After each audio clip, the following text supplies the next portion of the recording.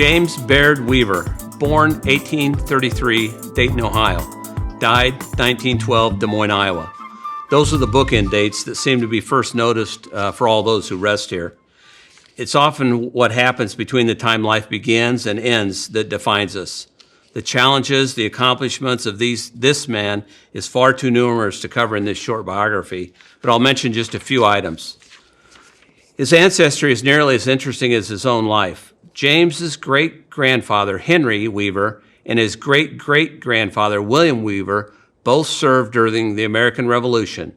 And James's own son, James, also became a member of the Sons of the American Revolution Iowa Society through both of them in 1916. His great-great-great-grandmother was Betsy Ross. Yes, the one that was the flag designer and maker as the first flag in America. It has been suggested that each of us are at least somewhat shaped by our ancestors. Perhaps this was the case for James Baird Weaver. He was an early Iowa pioneer who came to the Iowa Territory in 1843, living in Davis County in the Bloomfield area for most of his adult life. He would marry Clara Vinson in 1858. They would have 8 children, and when war broke out, James joined the 2nd Iowa Infantry as a first lieutenant early in the war in May of 1861. He would participate in battles at Fort Donelson, Shiloh, Corinth, among many others.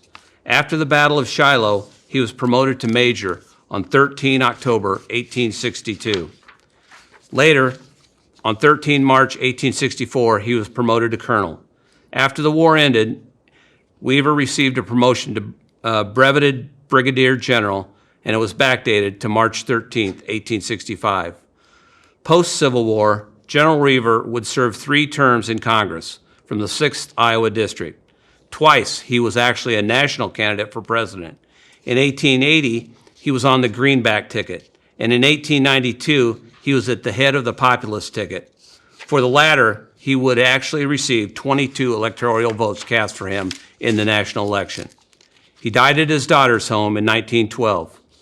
For one who saw so much in war, gave so much in peace, and chose Iowa as his home, it is comforting to know that at least one of his descendants would bring smiles to many Americans.